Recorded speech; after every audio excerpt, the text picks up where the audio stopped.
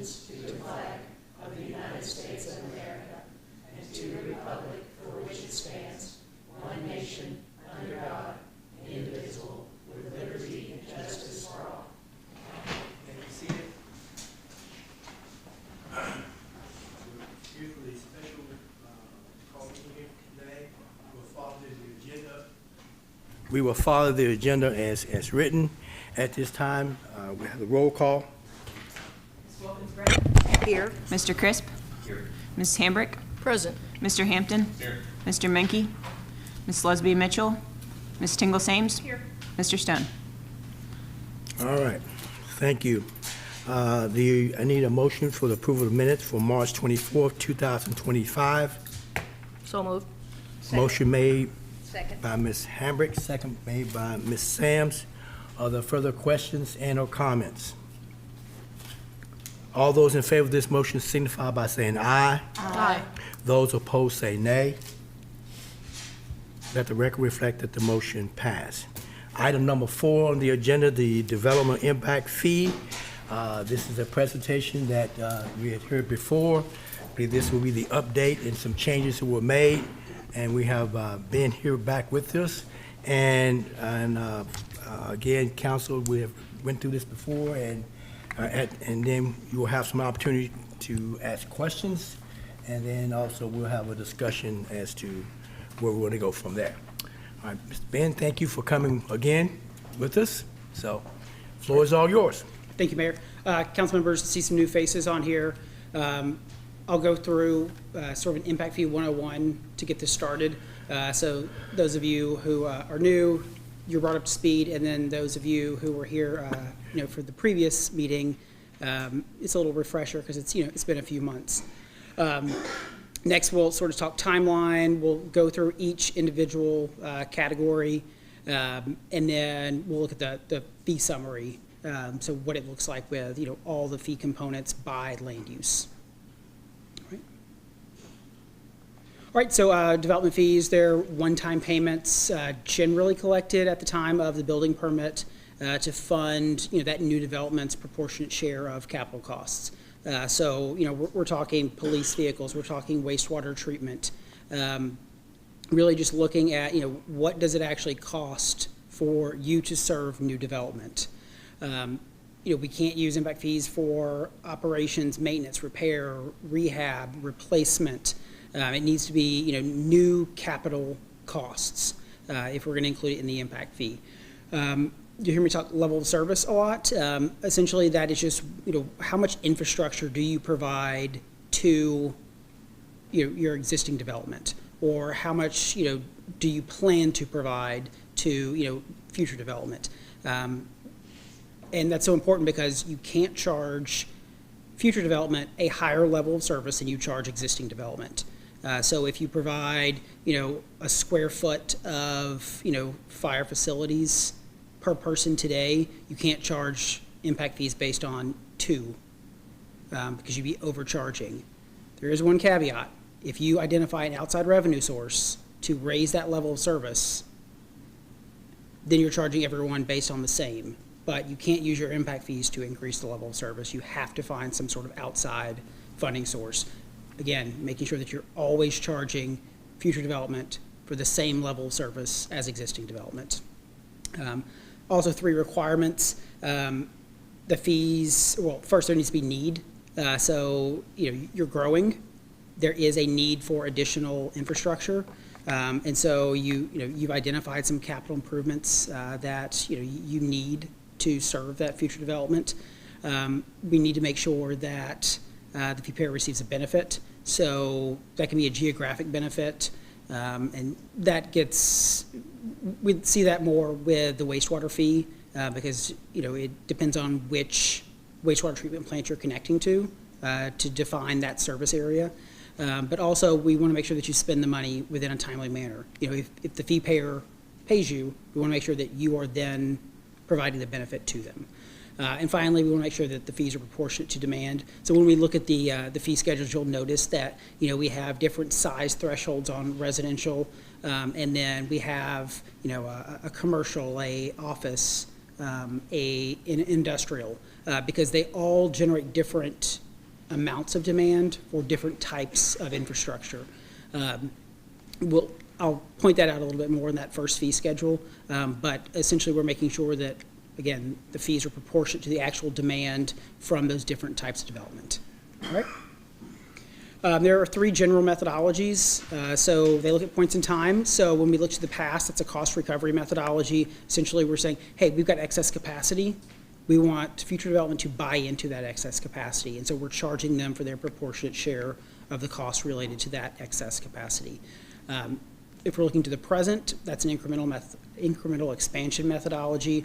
Essentially, we're saying this is our existing level of service. This is what it costs us to, provide a new police vehicle. This is what it costs us to expand a fire facility. And so we use that existing level of service and, an estimated cost to come up with the cost of the fee. And then when we look to the future, that's a plan-based approach where we say, hey, maybe we have a deficient level of service. Maybe we're here and we really want to be here. So, we plan to be up here. So what do we need to do to find that outside revenue and, increase that level of service? Again, because you can't charge future development for a higher level of service than existing development receives. So any questions on any of the methodologies, any sort of impact fee 101 stuff so far? Okay, feel free to interrupt at any time. So can you have a differing methodology based on the growth in a certain area? You can use a different one of those 3 interchangeably? Absolutely, and Okay. you'll see that. I'm thinking of the wastewater fees. I know we're using, a cost recovery on the treatment plant, but we're using an incremental methodology on the equipment portion. So you Okay. can mix and match based on, whatever, best fits the city's needs. Okay, thank you. I know you got a question. Yeah. Go ahead. How do you determine which fee methodology you use for each area? A lot of discussions with staff.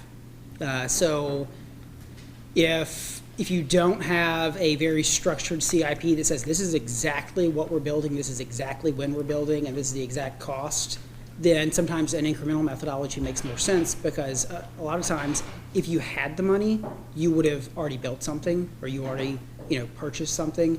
And so an incremental methodology can make it a lot easier to say, look, we know our existing level of service, we know what it would cost to acquire or construct. So if we just had the money, we could do it, and that's why it's not in our CIP, because we just haven't been able to afford it so far.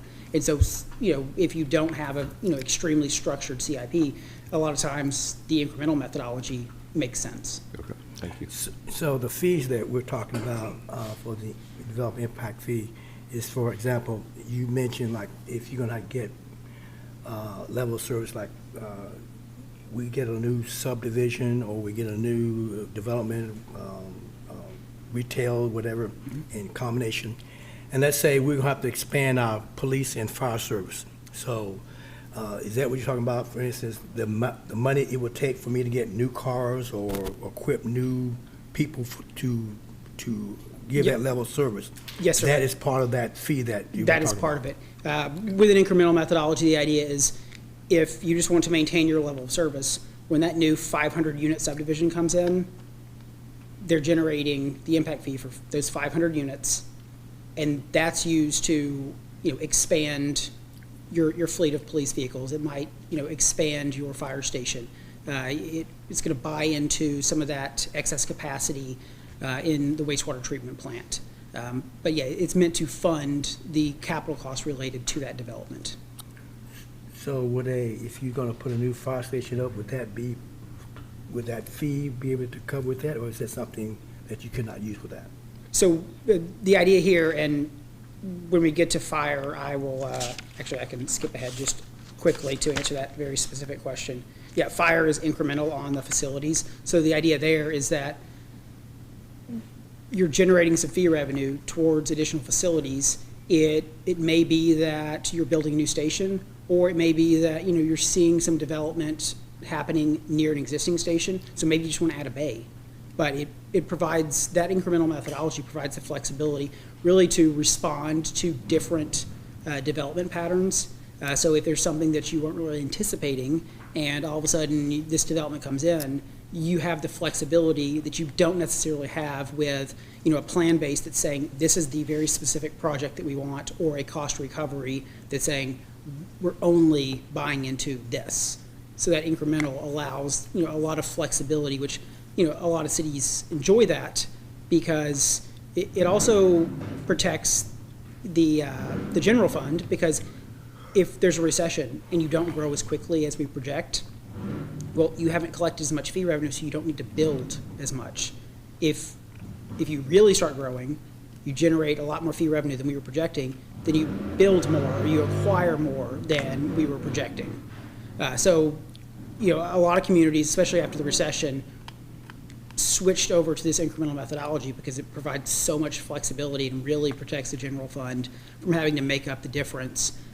Whereas, if you used a plan-based or a cost recovery, where we're saying, this is the amount of money that we're trying to recover within this time period, and, once you collect that money, you do have to provide that. And so if you don't grow as quickly as projected, you either need to refund that money, or you have to come up with another revenue source to make up that difference.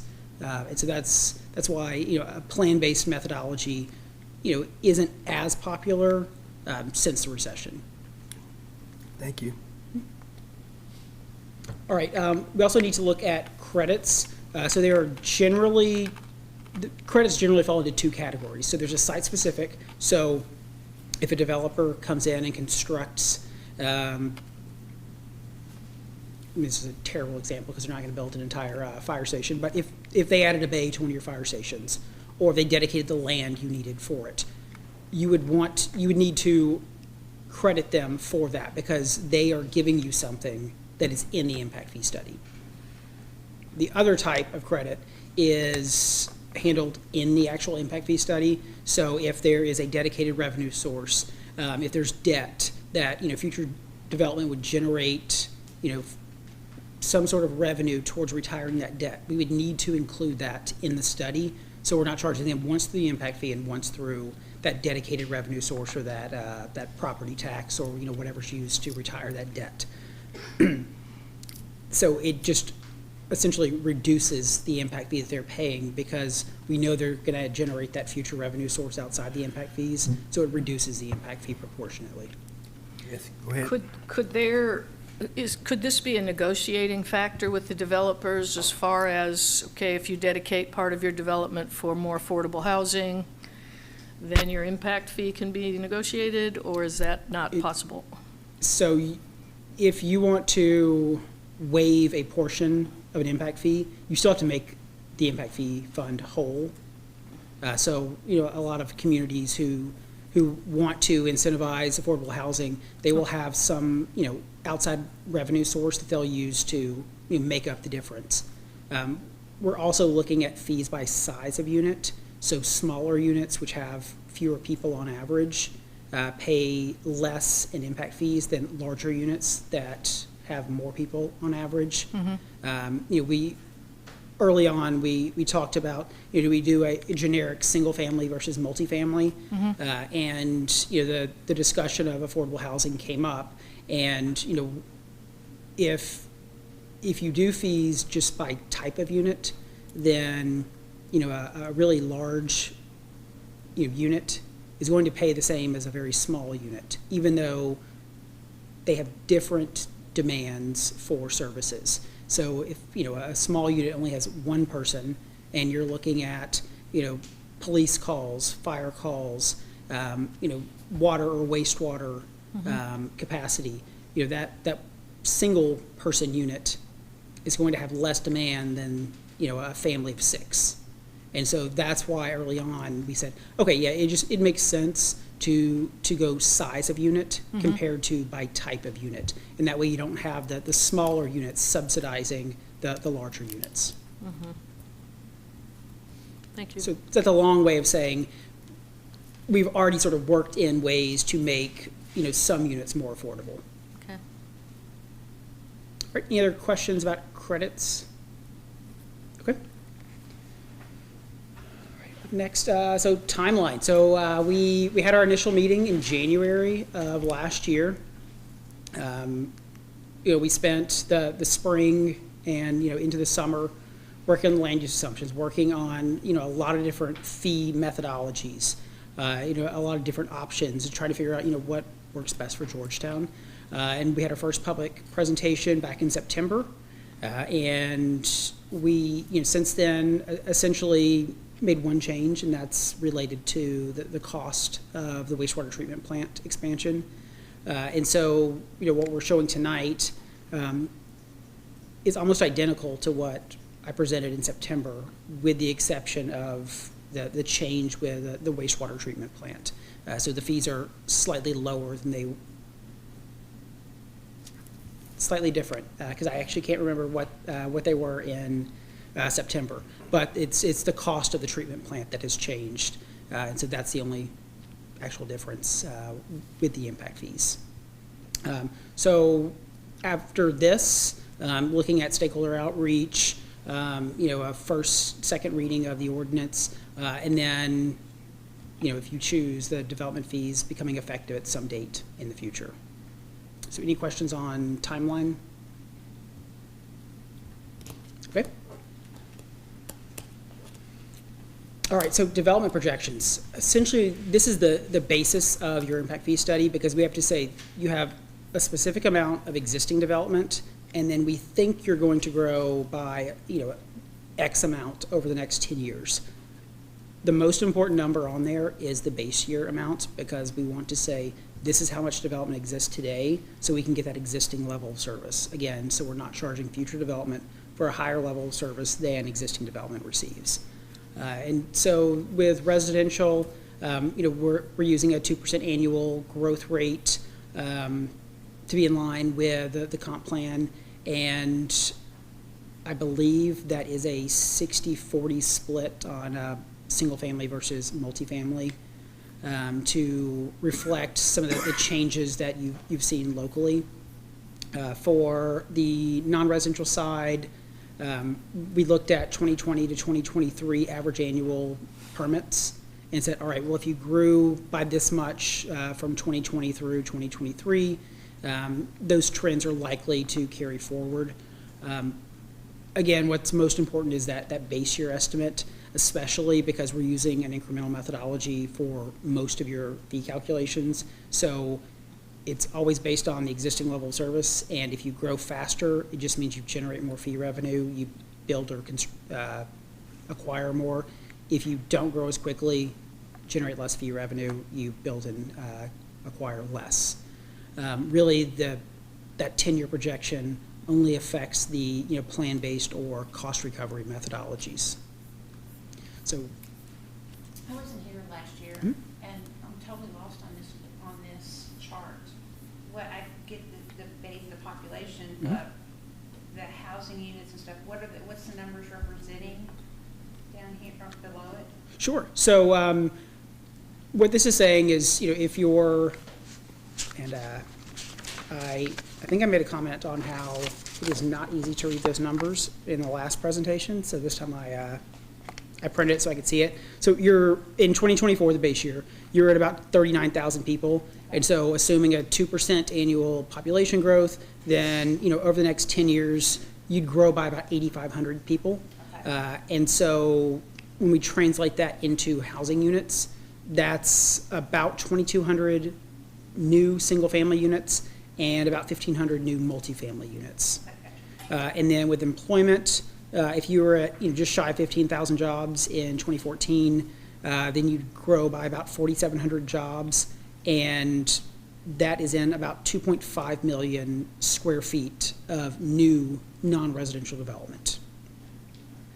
And really what's driving the non-residential side is we're saying if you permitted this many square feet on average, then we're going to carry that forward, and we convert that non-residential floor area to employment based on employment density indicators published by the Institute of Transportation Engineers. Okay, I think I understand better. Okay. And in your projections, have you taken in the new projected growth that we're having with the new business development that's coming in? So this is all based on 2024. So if you sort of start to see a spike, again, if we're using the incremental methodology, it doesn't affect anything. It changes your cash flow, but from a fee calculation perspective, it doesn't change anything. It's really with the plan-based or the cost recovery where it would, change some of that. But cost recovery, I think it's only 2 fees. It's the wastewater treatment plant, which, you'll pay off debt, as the development occurs. And then the city hall expansion. And so with those, you can sort of drag that out a little further. If you didn't grow as quickly as projected, then, in, a few years when you go to update this again, we can say, okay, well, this is the debt that's left, so we'll recalculate it and we'll, take it out further. It's really with a plan base where you're saying, we're going to build this specific thing, and, we as a city think we need to contribute maybe $1 million, but impact fees are gonna do $4 million.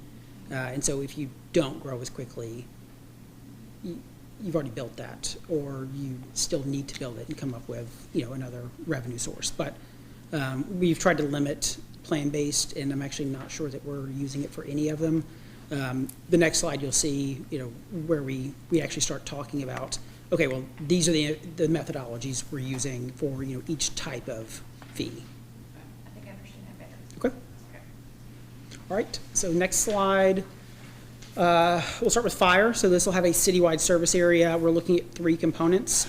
There's a facilities component, an apparatus component, and an equipment component, all using the incremental methodology, so just maintaining that existing level of service. And so based on the existing level of service, 10 years of projected growth, which we saw on the previous slide, and what we think it will cost to construct a square foot of fire facilities, or to acquire additional apparatus or equipment.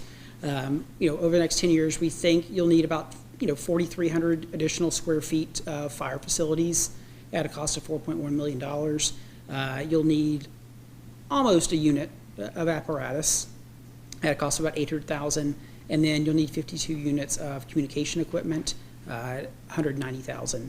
Again, if you grow faster, you generate more fee revenue, all those numbers bump up on the actual demand for the infrastructure, and so you construct more or you acquire more. In the next slide, this just shows the proposed fees on the left side, and then projected revenue on the right side by land use. And so earlier when I was talking about, fees must be proportionate to demand, on that left side where you see the residential fees in the middle, it starts at a 1,000 square foot or less residential unit and goes up to a 3,001 square foot or more unit. And you can see that the persons per housing unit number increases from just over 1 in that smallest unit to about 3.25 in that largest unit. And so because we're calculating the fees for residential based on a cost per person, then we can say, all right, well, it's $477 a person, so that times 1.05 units, 1.05 persons per housing unit gives us a fee for the smallest units of about $500. Multiply that 3.23 in that largest unit, and so it's about $1,500. So the larger units are paying proportionately more because they have more persons per unit. At the bottom with the non-residential, those fees are assessed per square foot, except for lodging, which is assessed per room. But it's the same idea. We have a cost per vehicle trip, and based on the number of vehicle trips generated by different types of development, we can say that an industrial development is going to generate fewer trips, so it has less demand for fire capital, whereas commercial generates more trips, so it has a higher demand for fire capital. Again, making sure that the fees are proportionate to the demand, for those capital improvements. So, any questions related to fire? It's just to make sure I'm taking all this in correctly. we add this many people or units, it's costing us this much money in the future to service this, not what we have, it's what we're going to have. Sure. Exactly. Then on, I don't know. there you go. It is, okay, now it is. All right. That's correct. And what you see on the right side of that is those same development projections for 10 years multiplied by the proposed fee. And so what this is saying is if you grow as projected, then you would generate, about $5 million in revenue for fire, but you would also have $5 million worth of capital costs related to that growth. So you can see that because it's incremental, it's meant to fund exactly what future development needs. There is no, existing development share. This is all future development generating the fee revenue. So when you say persons per housing unit, how do you know how many persons? Great question. So we use census data. You what? And we use census data for Georgetown. Okay. And we start off with, it's the American Community Survey. And so it's a 5-year average. Okay. It's updated every year. And so we use the most recent data. So we can say, all right, well, we know that in Georgetown, on average, you have this many persons per housing unit. And we can split it out by type. But then we can also look at, it's called PUMS data, so public use microdata sample, for the area that includes Georgetown. The PUMS areas are generally, I think, 100,000 people. And so it includes some areas outside of Georgetown, but it includes more detail, so we can say, all right, well, on average, a 0 to 1 bedroom unit has this many people. A 2-bedroom has this, a 3-bedroom has this. And then we can also use census data that says, okay, well, for 2020, this was 2024, so it would have been 2022 data because there's a 2-year lag. For 2022, the average single-family unit constructed in the United States, had this many square feet.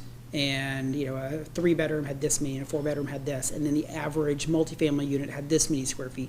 We can use that data for this census region, combine it with the, persons per unit by bedroom count, and then we use an Institute of Transportation Engineers formula to say, okay, well, based on, these data, now this, 1,000 square foot unit or less, we know it has 1.05 persons per unit.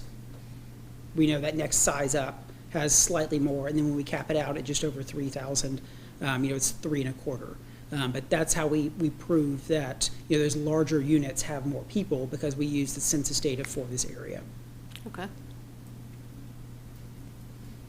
All right, any other questions on fire? All right, up next we have municipal facilities. So again, a citywide service area. This is a plan-based component. This is the expansion of City Hall.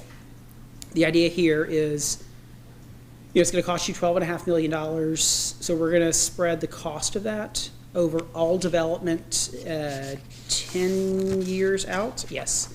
And so by doing that, we can say, all right, well, if we take this $12.5 million, we spread it by all development 10 years out, we're treating everyone the same because we're spreading that over all development in 2034. So again, you're charging everyone the same level of service. And so based on that, future development would generate about $2.5 million in fee revenue. The remaining $10 million is existing development's share. With this, if you decide to issue debt, we would likely need to include a credit because if you have a property tax that you're using to retire this debt, or some sort of sales tax, or whatever it may be, future development may generate revenue through that tax to retire this debt, but they're also being charged through the impact fee. So depending on how you're going to fund, that cost, we may need to include a credit, which would bring the fee down slightly. But you can see based on any sort of pre-credit it's $2.5 million of fee revenue of that, $12.5 million expansion. And then the next slide, this just shows that the fees on, the fee calculation on the left, and then, that projection. And so you can see, and this is all in the report, where we're saying, hey, this is a plan-based level of service. We're allocating all costs, that future square footage to development in 2034. And so that's how we're coming up with the share that is existing development versus future development. And then the next slide shows the proposed fees on the left, and then the projected revenue on the right. So the residential fees range from $187 for the smallest units to $576 on the largest units. And then those non-residential fees per square foot, except for lodging, which is assessed per room. Question. Make sure I understand this correctly. Okay, so when you say existing development for the 10 million, that comes out of our general fund or bonding? Correct. But because new development's coming in, we want them to participate with it. And so, but we will give them the credit because they will have to pay property tax and things such as that, like the old development is currently paying. Correct. Okay, all right. And so if it's bonded. Okay. And it would be nice, before the study is, if you decide to adopt the study, it would be nice to know sort of where you're leaning towards that, because we could go ahead and include a credit. But, in the future, if this isn't going to happen, if you're not going to issue debt for, a couple of years, then, maybe we just sort of amend the study at that point in the future, include the credit, so then going forward, development isn't going to, be overcharged. Okay. If you're, I would say even 50% sure that you're going to issue debt, we could just include a credit. It brings the fee down now, then you don't have to worry about it in the future. It shouldn't drop the fee a lot, because they're only $2.5 million of the $12.5 million cost. So, if you want to be very conservative, we can just make up a 20-year, bond payment and include that as a credit to this. Again, it'll bring the fee down slightly. It's a very conservative approach, but because you don't have fees now and you would like to enact them, it is a way to ensure that you're not overcharging future development. All right, up next, I believe, is police. So again, a citywide service area. We're looking at 3 components, so this is very similar to the fire fees. We have a facilities component, we have a vehicle component, and we have an equipment component, all using an incremental methodology to maintain that existing level of service. So if you grow as projected, you would need about 6,400 square feet of police facilities. That would cost about $3.2 million. You'd need 3.5 units, 3.5 vehicles. That number is so low because you don't own your entire fleet. And so as you expand the city-owned fleet, in future studies, this level of service would change. But right now, we can only include the city-owned component of your existing police fleet. And so this would generate, towards 3.5 vehicles to expand your fleet. For equipment, this is looking at 27 units, just shy of $200,000. So on the next slide, this shows the projected or proposed fees. So on the residential, it ranges from $350 on the low end to just over $1,000 on the high end for residential. And because these are all incremental, it's showing $3.5 million worth of impact fee revenue and $3.5 million worth of costs related or capital costs related to future development.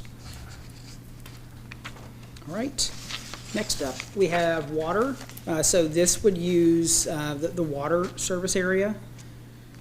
So because certain parts of the city aren't included in the water service area, you would only collect within the water service area portion of the city. Essentially, whatever development connects to the water system within the city limits would be assessed the fee. We're looking at 3 components. So there's a plan-based component for water system improvements, and then there are incremental components for equipment and facilities. And so based on 10 years projected demand, we're looking at about $7.3 million for water system improvements, 8 units of equipment, and about 3,000 square feet of additional, facilities. So water and sewer, we're going to give a little bit more detail. So in the next slide, we project demand based on the projected sewer flow from the regional facilities plan. And so basically what we're saying here is, in 2024, if you were about 3.4 million gallons per day for water demand, then 10 years out, you'd be looking at about a 1.4 MGD increase, and that's from future development. And so what we're trying to solve for here is, that 1.4 MGD worth of capital costs. And so on the next slide, you can see the water system improvements, south side tank and distribution. We've included a credit for some outside funding of $5 million. So really we're looking at $7.7 million. That provides 1.5 million gallons of capacity. And we're saying that 10 years projected growth is about 1.4 million. So in theory, the impact fees, they're covering, 95% of this cost if you grow as projected. If you grow faster than projected, you pay for this sooner, and then it's your, next update in, a few years. Maybe you're looking at, a different set of improvements. But, it's really meant to, fund these specific improvements, and they are sized really well with the projected demand increase from new development. I have a question. So we've talked about stormwater fees, but that seems to not necessarily be integrated into this. That would be a separate assessment? That's correct. So some communities do assess a stormwater impact fee. You can do it, but you have to make sure that you're not charging, impact fees to fix existing deficiencies. So a stormwater impact fee really only works well if you've had a very recent stormwater master plan that says, all right, well, this is the list of projects, these are the deficiencies, these are the basins, these are the costs, because you want to make sure that you're only charging the impact fee for future development's share of that.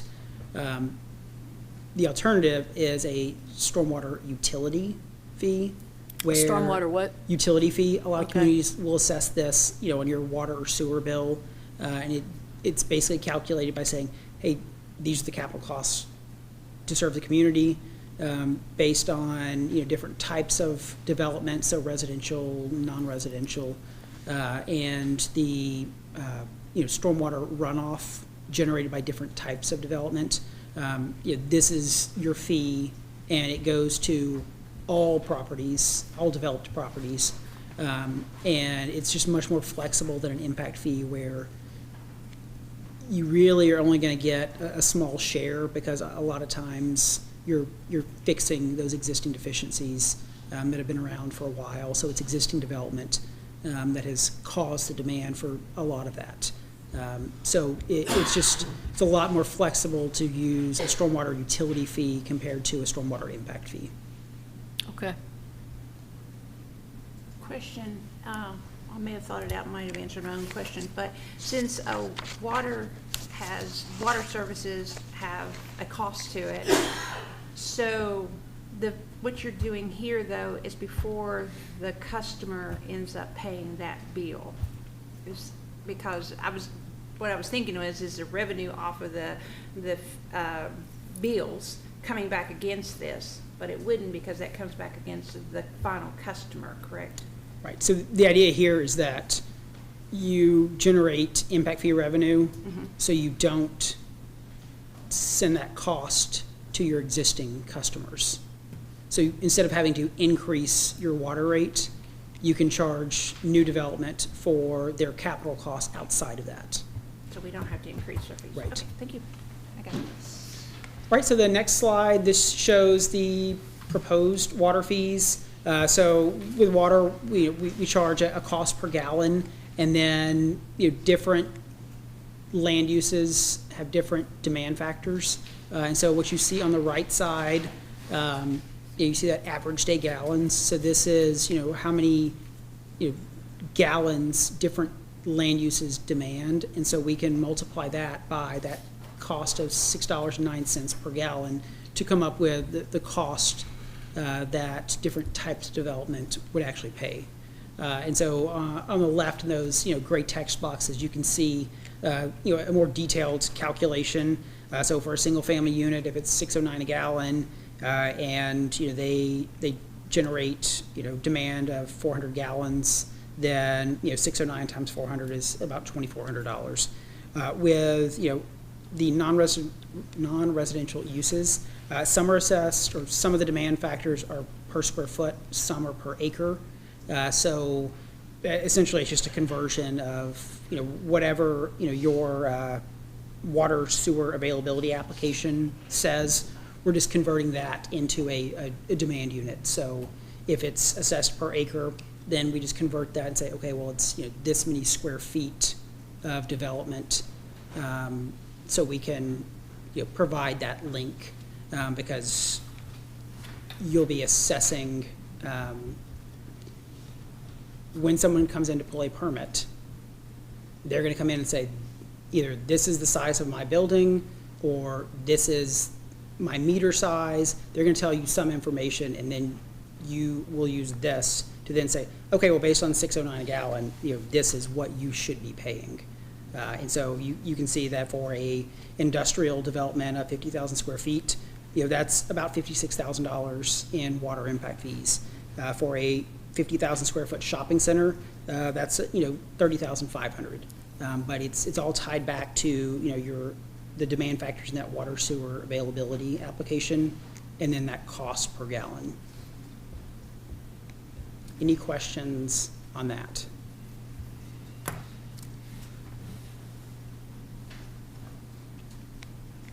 All right. We can always come back if you decide you have a question later. All right, so wastewater, again, we're using the wastewater service area. We do split this a little bit more. So you have excess capacity in plants 2 and 3. You need additional capacity in 1. So because we're expanding 1, we want to make sure that anyone connecting to treatment plant 1 pays for the treatment expense. If you're not connecting to treatment plant 1, if you're going to the other ones, then you're not going to pay for this treatment expansion. You're going to pay for equipment. Everyone pays for equipment, but only wastewater treatment plant 1's service area will generate any impact fees towards the treatment plant expansion. That makes sense to everyone? So we're going to have, in a second, you'll see dual fee schedules. The only difference is going to be that 1 includes the treatment plant expansion, the other does not. So based on 10 years projected growth, we're looking at about $10.1 million in fee revenue. This is less than the cost of the expansion, because you're adding more capacity than you need, which is the way you build treatment capacity, because it's very expensive to build very small increments. So from a construction standpoint, it makes sense to add 1, 2, 3, 4 million gallons at a time. So you've got this excess capacity that you can, every impact fee study update, you can just continue to buy into that excess capacity. All right, so the next page shows projected flow by treatment plant collection area. So we're looking at treatment plant 1, a 10-year increase of about 1.6 million gallons, treatment plant 2, under 300,000 gallons, and treatment plant 3, about 12,000 gallons. So really you see that most of that additional demand or flow is coming from the treatment plant 1 service area. All right, next slide. And so on the left side, the top left shows existing capacity utilization. So treatment plant 1 is at about 38% capacity available. Treatment plant 2, about half the capacity is available, and treatment plant 3, over 60% is available. But if we look 10 years down the road, if you don't add any additional capacity, then treatment plant 1 has about 3% capacity left. So you can see the need for this. And so that's why we're looking at the treatment component in service area 1 compared to 2 or 3, because you'll still have that excess capacity. So it's not something that you necessarily need to look at right now. And so the top right, that just shows the calculation. So the growth-related cost of this expansion is about $29.3 million to add 4.5 million gallons of capacity. And so we should be charging future development for $6.51 per gallon, times however many gallons they're going to generate on the average day. And so the bottom right, that shows the 1.6 million gallon increase in the treatment plant 1 service area translates into about 10.1 million in impact fee revenue used to retire debt for treatment plant 1. So any questions on the treatment plant 1 cost recovery? Okay, so next slide, this just shows the proposed fees for treatment plant 1. So it's just like with water, we take that cost per gallon, we multiply it by the average day gallons from the water sewer availability application. So a single family unit, or the average single family unit, would pay about $2,800 in treatment plant 1's service area. And 50,000 square foot industrial development would pay about $65,000, and a 50,000 square foot shopping center would pay $35,500. If you look at the next slide, if you're in 2 or 3, you're not paying that treatment component, so the fees are less because you're really only paying for the equipment. And so a single family unit in treatment plant 2 or 3 would pay $244 for their wastewater impact fee, and that same industrial development would pay $5,600, and that shopping center would pay $3,000. So it's really the cost of the treatment plant expansion that's driving the fee in service area 1. All right, and then the next slide, this just shows the comparison of everything. So at the top left, those are your non-utility fees for residential. Bottom left, non-utility fees for non-residential. And on the right side, that shows all the utility fees by the different land uses. And then the next slide, this just shows the complete fee for 1, 2, or 3 bedroom apartment, or a single family unit that's 1,800 square feet versus a single family unit that's 1,200 or 2,200 square feet. But you can see, if you look all the way to the right, as those units get larger, the fee increases proportionately. At the bottom, those are the non-residential developments. They're all for 50,000 square feet, except for lodging, which assumes a 75-room hotel.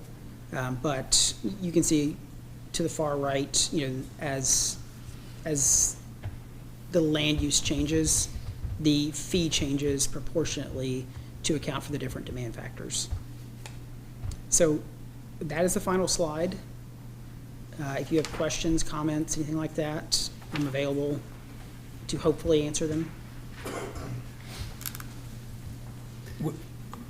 Go ahead. No, you go ahead first. Well, this is dense material, and I know it's kind of like a lot to absorb in. I have a question to make sure that I'm understanding this. So if I'm going to make an expansion to, let's say, City Hall, all right, so, and I put a developmental fee in, and that is really actually whatever, if I bond that, I can create a developmental fee to actually pay that debt down. Is that correct? You can pay future development's proportionate share of that debt. Now, so if a shopping center comes in or a development comes in where we have apartments or single units, we charge that to the developer, correct? Whoever comes in to pull that permit, Okay. they would be assessed the fee. So in that way that, you know, so if I'm living on this side of town over here on Choctaw Trail, I am really not paying for new development over here that's going for apartments over here or for Jenkins Alley. Is that correct? So new development, again, they're just paying their proportionate share. So by enacting an impact fee, it reduces the capital cost that's passed on to existing development caused by, future development. So it's a benefit for people who already live here, because the development that is new is not going to force them to have a levy or a fee or a tax be raised to pay for that, That's correct. which is the good side of this. Go ahead, you ask your questions first, because I have some that might seg off of what you have to say. All right, so I'm trying to figure out, of course, each development is going to be different based on what's in the development as far as the fee. But let's just say I am just building a hotel, it has 75 rooms, so it's going to cost me X amount of money to build it. But I'm going to build it in the city of Georgetown, so I know I'm going to pay $445,000 for the impact fee that it's going to put into the community. So I'm going to pay that to the city, whoever, and then I'm going to develop it how I normally would develop it today, correct? Correct. Okay, and so that $445,000 comes to the city. The city can use it for only certain items. That's correct. We cannot go back in storm sewer that's over on this side of town and that's on that side of town. So if we're not using it, are we paid that at the time that they start the development? Is that when we're paid that? Generally, when they pull the permit, that's when they'll pay, and it'll go into a separate impact fee account. It can't go into your general fund, it has to go into separate impact fee Okay, accounts. so it's a different accounting animal. Correct. And then that has to stay into that impact, but then that money has to be used in that area that it's impacting. Correct. And your non-utility fees, it's a citywide service area. So as long as you're expanding a fire station within the city limits or acquiring additional police vehicles, it meets Okay, the and requirement. when I was looking through, or you were going through it, make sure I understand this too, it can only be used for physical things, not for people, like for buildings and the storm sewers and that kind of Correct. stuff, not people. It has to be capital, it can't be operations, maintenance, personnel, anything like that. I'm starting to understand. Yes, go ahead. Yeah, I've got a question. Let's say, for example, you have a development that has 3 or 4 phases that already exists, and we do we pass the development fees, but 1 or 2 of those phases are not ready to be constructed yet. What would happen if in the future then a developer decides to move forward and finish out a development? Would they be subject to development fees? So, this is something that, you'll have to figure out administratively how you want to handle this. But the idea is, when your fees are effective, anyone who comes in to pull a permit after that would pay the fee. Now, there can be a gray area. You may say that, all right, well, if you're already at final plat or, something else, maybe you give them, 6 months to pull their permits because they were close.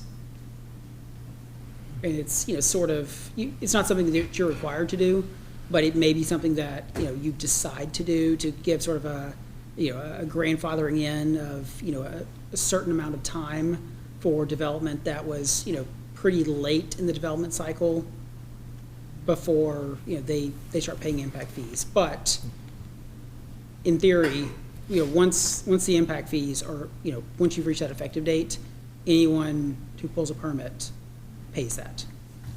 Okay, great. And, Go ahead. No, Oh. finish up. yeah, just one other question. Are there any examples of cities or communities around our size that you have experience with where in recent history they've implemented impact fees? And to what degree of success did that work? And also, what type of lessons were learned in the process? Do you have essentially any advice, basically, you could give us off that? Every community is different, and factors that bring people to one community may not be present in another. But generally, if you're looking at an impact fee, then you're a growing community. There's something that's bringing development to you. The development wants to be, in your community because there's some sort of draw. And there's always the argument that, impact fees are going to drive development away. And, there have even been, studies, during the recession in Florida. But the communities that reduced or, eliminated their impact fee, they didn't see a spike in growth compared to the communities that continued to assess their impact fee. There is, some level of assurance that an impact fee provides to the development community because they know that you're on the hook for those continued capital improvements. So you're at least going to maintain a certain level of service, a certain quality of life, which does provide the assurance to the development community that into the future, development will still want to be in Georgetown. So it's a way of sort of beating around the bush, but every community is different. We've started doing a lot of work in South Carolina recently. The last 5 years or so, they've seen a lot of growth, and so a lot of communities are saying, hey, we need an impact fee because we just can't afford the capital costs. And it's hard to quantify whether an impact fee slows growth, but if there's no alternative, if you need, I like to use this example, if you need water and sewer service and you have to hook up to water and sewer, and that means that you have to be in a city, then you don't have to worry about growth going out into the surrounding county. And so we're doing work in Baldwin County, Alabama right now, so the coastal area, and we have one client who they send their water and sewer lines out into Baldwin County, so you don't have to annex in to join that. But then we have another who says, no, if you want to join, you've got to annex in. And so it means that, you've got to pay this impact fee if you want to be part of this community.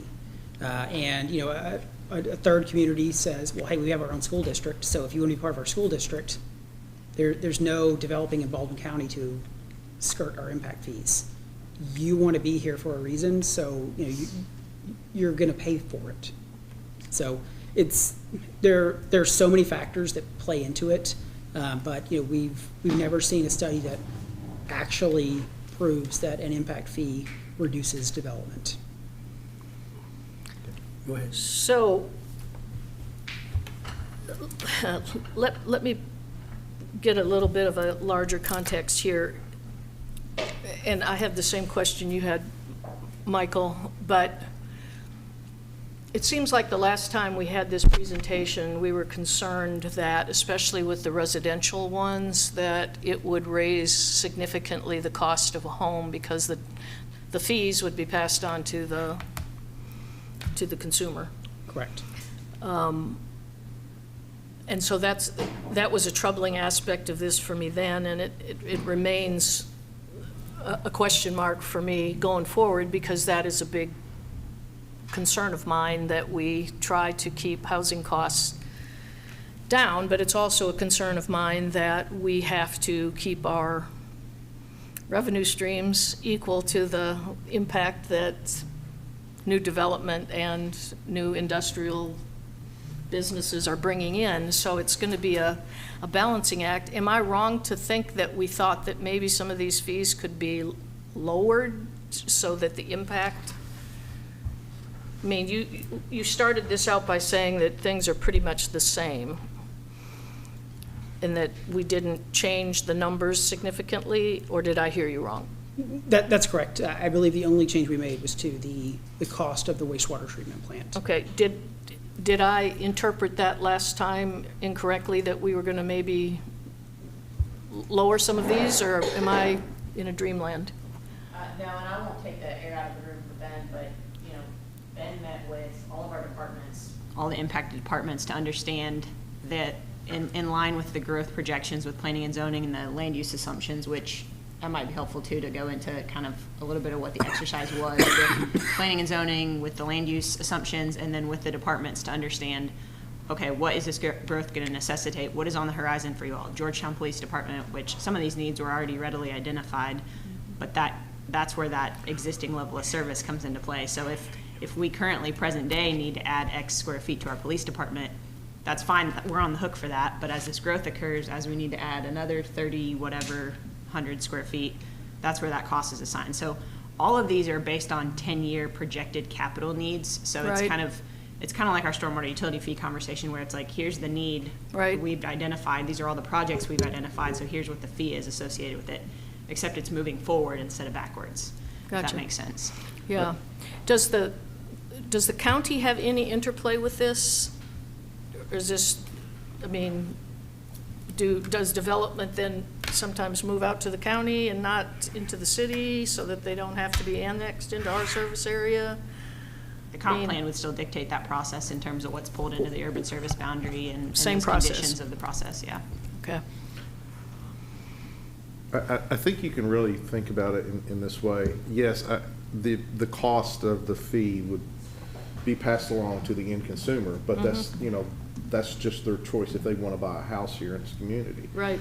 But, you know, that being said, yeah, you don't like to increase the cost per home, but if you don't do this, you know, that capital expense, that's eventually going to fall on everyone. Yeah, and everybody else. And not just that particular development. Right. So this is putting the onus on the developers to Up come front. up front Yeah. and do this. So I guess just a clarifying question: for a single family, 2,200 square foot unit, $7,895. So if they if they pulled a permit for 100 houses, that would be about $790,000 that they would pay in impact fees. Is that correct? Correct. And, I mean, think about it this way. The home buyer is likely going to roll that into their mortgage. Yes. And so we're really talking, you know, maybe $50 a month.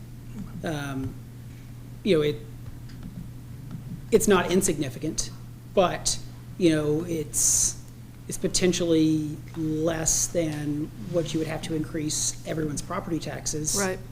Without that. And if I can kind of piggyback on what both of you all said, one, you're only going to pay that extra if you're buying into a new development, not to a no development. And two, I just did based on what we were talking about, the stormwater tax. If it averaged out to like $71 a household, well, if you do that and you take that times 10 years, that's $8,500. And if this is correct what you're saying up here, at a 2,000 square feet, it's about $8,000. So actually, the tax you're going to pay in 10 years is more than you're going to pay on the front end of your house, and like he says, more like $50 a month, and you're going to pop that into your mortgage. So actually, it's cheaper for the residents to do this than it is to put the stormwater fee on. So It's interesting. our developers won't like it, there's no doubt about that, but we're about to get hit big time, and it's gonna take a lot of services to take Keep care. up. Georgetown is about to change In the next 2 to 3 years, Georgetown is about to change like we haven't changed for several years. And once that change comes, then we're going to get the huge residential change. So what we experienced when Toyota first came to Georgetown, we're about to get ready to experience again. So, not that you all know I hate taxes, but I would much rather put it on this because those are the folks making the money in the first time, and they're going to leave Georgetown and leave us then with the burden, holding the bag.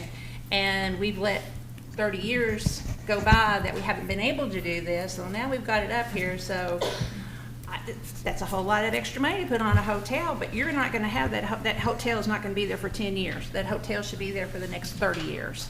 And all these businesses that are coming in, that they're talking about coming in, they're going to hurt. They're going to hurt the small guy like me when they come in. But then they're going to be here for 20 years, and they're making big money. I mean, I have no idea how much somebody leases a 50,000 foot square that's a developer. I have no idea how much they lease that to, how quickly they're going to recoup that money. Pretty quick. Yeah, now they're going to pass it on. That's good business, but they're going to recoup that money quickly. Yeah. When all this happens, it may even hurt downtown when it's going to change, because we're going to go from small town to commercialville, and we're going to have to figure out how to keep that balance, and the only way we can is to do something like this. So. And Karen, if I can, and Karen, you and I been in government long enough to know, have seen it, when Toyota came in, after 2008, after several other times, the boom and expansion, and the developers came in. There are some that were very honorable developers, and then there were some that were not, and they've left the city of Georgetown in a very bad way on several large developments that are still feeling the pressures of a developer that didn't care. Right. So, Well, I'm on the opinion that, you need to invest in Georgetown. If you're going to do business here, you need to invest in it. And that, again, I am for this, because I think this is the best way to go. Because otherwise, we got projects already started. We got new ones going to be on the rise. And, we can sit there and talk about this forever, and that's going to change. And we keep kicking it down the road, and then nothing is done. But we all know, Karen's been around, and you've been around, we have seen all the changes. And we also hear what new changes that's on the horizon. Chase talked about right now, we had 16 projects that were waiting to develop. They let 10 of them already start. 6 is waiting till that capacity plant comes online. And then from there, you're going to have more coming in. So I'm of the opinion that we need to make sure that we protect ourselves to where we're not holding the bag for something down the road. And because eventually we're going to have to take possession of all that. And so if we have something where we can hang our hat on saying that, okay, here we are, this development comes in, we have money here aside that will cover that particular subdivision, whatever, and we're not paying it over here because it doesn't really affect us. So, any other comments? Well, I think it could also calm a little bit of the storm of new development. If there are some who feel like they would rather go elsewhere that didn't have these impact fees, then we might not have quite as much of a rush and quite as much of a pressure on our town, because I know there are people who think that we're growing too fast and our infrastructure is not keeping up. So I think this would be a good way to make sure we keep up. And the infrastructure doesn't keep up with the population, because you and I were talking about in the elevator coming up, I am 1 mile from downtown, and it took me 12 minutes to pull out to get downtown to get in here. 12 minutes, and that's just a mile. So yes, we're having impact for our community already. Right. And so we need to help with the future impact that we're about to have. Right. So. Why, any other comments or questions to there? Do we tell your office, Mayor, to start looking at? Well, that's my next question. So where do you want to go from here? So, do we start the process? You all have heard this. You all have had comments on this. Our next step is, I think, if we want to continue on this process, we need to get stakeholders involved in here and getting people to the table. So make sure that one of the biggest things is educating the people while we're doing this. What is the benefits of this and the other stakeholders? And from there, we will, if you want to have a ordinance or resolution put together to where you're going to say, we're going to adopt this fee and put the process in, I think that's where we go. So I need some direction, and correct me if I'm wrong, if I'm going in the right direction. Am I on right track here or close to it? Yes, it would have to be an ordinance with 2 readings, and the fee would have to be set out in full as opposed to summary, just like any other fee or tax imposed. So that would be following the stakeholder engagement piece, and assuming that's the direction you want to go, that would be the next step. Do we need a motion to start that process, or? Well, No. Can I ask a question first? yes, go ahead. Was Public Works not included in this? So if you'll recall, initially, the scope of work included transportation and roads component, but we already require the developer to bear that cost, so it wouldn't have made any sense to go down Included that in path. this. So we actually removed that from our scope of work early in the process. Okay. Robert was involved just in terms of the municipal facility side, just to see if there was anything we could project beyond the City Hall project in terms of facilities we would need with that 10-year period, and we didn't really Think so. come up with anything. Okay, thank you. Mayor, could we, at the next council meeting, have the conversation back about, maybe an introduction, so to speak, to the public with you talking, any of the council members want to add to it? And then that will give you a little extra time to develop the ordinance, and then by the following meeting, which that would be the following meeting, maybe we can have the first reading of an ordinance. Okay. Go ahead. Emily or somebody? I will say, I think that maybe is a little bit of an aggressive timeline for the drafting. Emily's eyes did get big when I said that, I saw that. I'm just being honest. I think we can do our best, but I think that might be just a little aggressive for. How aggressive? Is a month more? I mean, I will look to see it, if we're gonna do it, jump on it, because we need to catch some developments. Yeah, and I'll just comment. the reason that I think Emily's saying that that's an aggressive timeline is normally with a situation like this, we have like model ordinances. Other communities in Kentucky, there are a handful that have something that smells like a development impact fee, but none of them really engaged in the kind of process that we did with the consultant, where we're kind of using those legal tests across the country, where states that have enabling legislation or don't, and if those fees have been challenged, the consultant here, Ben and his team have put this together in a way that they believe it to be legally defensible. So we don't really have a benchmark in terms of ordinances. We did not include that fee as part of their scope of services in the interest of saving some money. So it will take a little bit more research than just slapping the fee in based on how complicated it is. That doesn't mean that we can't, knowing that there's an intent, start working on it diligently. You all benchmarked something else that was, I forgot now what the ordinance was, but you benchmarked something else so you can do it again. We could, we just don't have those Kentucky models that look as attractive and that we're as comfortable with. I'll say it like that. I'm not knocking any other community's ordinance in this case, but just knowing that there's no enabling legislation in Kentucky is something we want to be really careful about to make sure it's upheld. Don't worry, the only thing they can do is sue you and then you go fight in court, the court tells you what to do. Love the positive attitude. Thank you, Emily, for that. And again, I want to make sure that, we take our time with this. We educate people, whatever time it takes them to research it, to get it done, to do it right. Let's do it that way, because I don't want to try to put something together and then we're backtracking.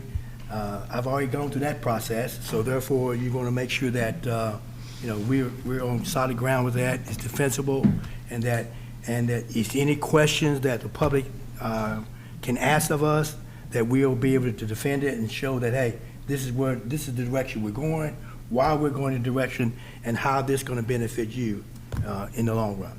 So, As quickly as we can. all right. Okay. Any other?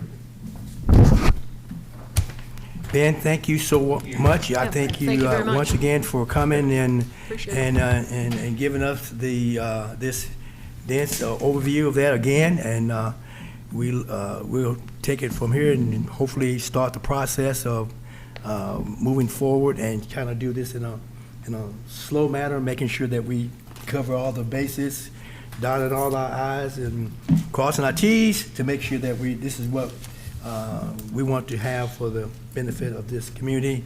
I do think that going forward, this is probably the best direction we can go as a council. All right. Thanks, everyone. Thank you. All right. If there's no other questions or discussion, this meeting is adjourned.